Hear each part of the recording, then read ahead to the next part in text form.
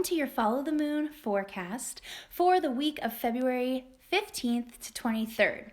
So the theme of this week is some stains can't simply be washed away. And this is a week with a lot of depth to it. So we have a lot of shifts and we've been in really intense times, and there may be this feeling of let's just clean it up. Let's just find a solution. But we know if we spill wine on a white carpet, we can't always just clean it up. And so this is a week where we may begin to realize that some things are going to take like a deep scrub. And it's good news because there's no rush. So here's some of the themes that are happening this week. So we start this week with what's called the third quarter square, which essentially means that the moon in Scorpio is going to be making this 90-degree angle to the sun at the end of Aquarius. And this is the final quarter square, which starts phase 4 of the lunar cycle, the final phase, because now all this week the moon is going to travel through Sagittarius, Capricorn, Aquarius, and it's going to meet with the sun in Pisces, and we're going to have a new moon. So the new moon is what kicks off that lunar cycle, and so all week this week, the moon is heading towards the sun. It's the final haul of the lunar cycle. This lunar cycle began when the sun and moon were in Aquarius approximately 3 weeks ago, and so this week, the moon traveling towards the sun, and it ends on the 23rd with that new moon in Pisces. So because this is phase 4 of the lunar cycle, this is called low power mode, this is called ease up, and so we may see all these stains and want to rush to clean them all up, but they're so deep we maybe don't have the energy for it, or we don't have the capability to do it alone. And so it's a time where we're coming into some really collective healing that is mandatory. And so if we know where the healing needs to occur, that's half the battle, I suppose.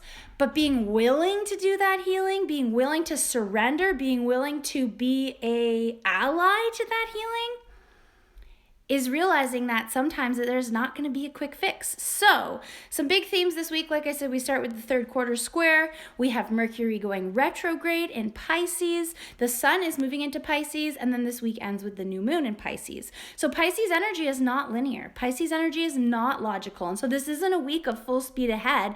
This isn't a week of, if someone around you is crying and you say, oh, here's some tissues, here you go. Or if someone comes to you and they vent to you and they say, oh, I'm going through this, and you say, here's some solutions and you can do this and this and this. This is a week of listening. This is a week of letting others take the lead of their own healing, but really decentering ourselves from others' experiences, and instead sitting back, observing, and realizing that maybe we spilt the wine. And if we are the ones who spilt the wine, we may have to just sit with the guilt of spilling the wine. Or maybe if we're the ones we have the white carpet that the wine was spilt on, maybe we need to sit with that anger of that wine spilling. So anyways, there's some deep stains, and we can't rush to go clean them up. Just like we can't rush to try to wipe away the tears. Sometimes we just have to let ourselves let it out. So here are your Follow the Moon musings for each of the 12 signs for this week. Aries, sometimes the way forward is to take a step back.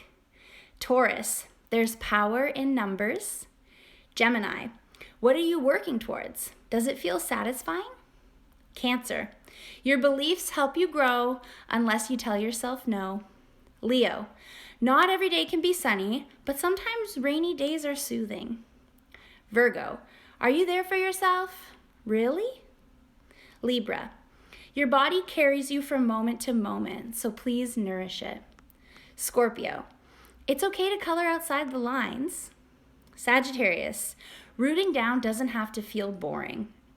It's how we climb to new exciting heights. Capricorn, say what you mean and mean what you say. Aquarius, open the door and let the world in. Pisces, don't overcomplicate it, just be yourself.